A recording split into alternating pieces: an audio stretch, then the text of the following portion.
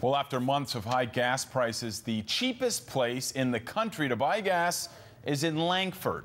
The prices continue to drop today, this time hitting $1.05 per liter.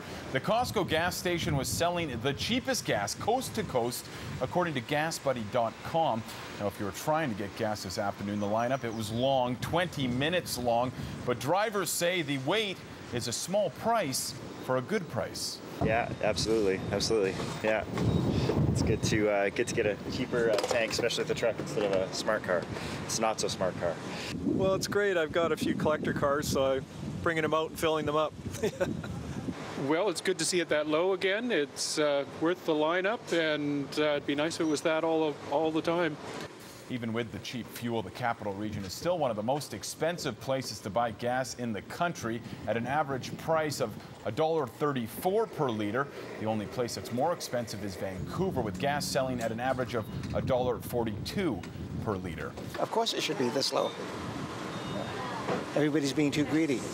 Everybody wants money. They want their piece. I was here Friday with my other car and filled up, so these guys are showing that they can sell gas and they must still be making some money, so gas companies, pay attention. Analysts say 4 refineries in California went down this week for planned maintenance, meaning the cost of fuel to places like Oregon and Washington, and in turn Vancouver Island, was driven up. The refineries are expected to be back in operation soon, which could lead to a decrease in the price at the pump in the coming weeks. A rained-out Western Speedway wasn't enough to stop a group of drivers from racing their vehicles. Yesterday's wet weather closed down the racetrack, so 3 drivers scheduled to race took their race cars to the 5600 block of Willis Point Road near Wallace Drive.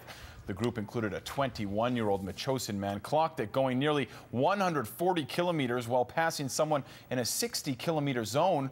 Along with having their cars impounded for a week, the 3 men were fined more than $350. They'll also have to pay another $400 to cover the towing and storage fees. 6 additional motorists were also fined for speeding in a 60-kilometer zone. Well, hopefully your Father's Day got off to a better start than this. A 16-year-old SAANICH boy was taken to SAANICH police station for drunk behavior last night. Early this morning, the boy was released, but not for long. His stepfather was picking up the boy, but before they even left the lobby, police say the youth punched his stepdad and an intervening officer. The teen was quickly taken back into custody. If you were in downtown Victoria today, you may have heard the drums. More than 100 drummers and dancers joined in Centennial Square as part of the First Peoples Festival celebrating National Aboriginal Day. Aboriginal arts and crafts were up for sale as performers spent the day pleasing the crowds with song and dance.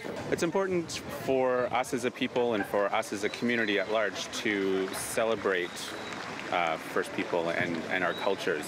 Too often the crises and the issues facing our people take center stage, and this is a time for us to gather and celebrate. The festival is put on by the Victoria Native Friendship Center. Okay, before we take a break, here's a question for you. Are you prepared for an earthquake? If not, don't fret. The City of Victoria says it has you covered. This is USAR, Victoria's urban search and rescue team, hard at work preparing for the next earthquake. The group of volunteers is specially trained to rescue people trapped in collapsed or partially collapsed buildings after a major earthquake. Now, because Victoria is not being hit by a large-scale earthquake, the team spends a lot of time practicing, imagining scenarios, and gearing up for worst-case scenarios. The volunteers say they learn a lot just by preparing. Oh gosh, everything. Medical training, building assessment, everything. Learning how to use power tools. You know, I didn't know how to use a single power tool when I got here, and now I'm using stuff like a grinder and a cutoff saw, which is a big saw. The major aspect I like is being able to help. You see these pictures on TV with people not knowing what to do or doing things completely unsafely, but their heart's in the right place, but perhaps they may be adding to the victim count if they're not properly trained. So the aspect of helping people, your community, your neighbors, that's what's really appealing to me. The USAR team is also looking to add volunteers. If you think you might be a good addition, the team is holding an information session on Tuesday, June 26th. That's at 7 o'clock at the Victoria Fire Hall. Volunteers should be physically fit and able to lift heavy objects and crawl in confined spaces. Experience in carpentry and construction is also an asset. Anyone interested can email vima@victoria.ca. Finally tonight, Father's Day, a day to say thanks to all the dads, and the thank yous, they started early today at breakfast. Well, I love him because we do so much together and we have lots of fun. Takes you to hockey practice? Yeah, he also takes me to ball hockey practice. And football practice? And football practice. And soccer practice. Why is your dad number one? Because he is my dad, of course, so he has to be number one. I'm kidding, I love him. Favorite thing about my dad, he's a very compassionate man. Yeah, always giving. Well, he's my coach for soccer, and he's always supported me, and he's helped me a lot, and he's been really supportive, and most kids don't get as much help from their dad as I get from mine. And after breakfast, at least one family decided to do a little Father's Day fishing at Elk Lake. This weekend is the annual Fish Without a Freshwater License, but more importantly, it's also Fish with Dad weekend. On this Father's Day, is your dad number one?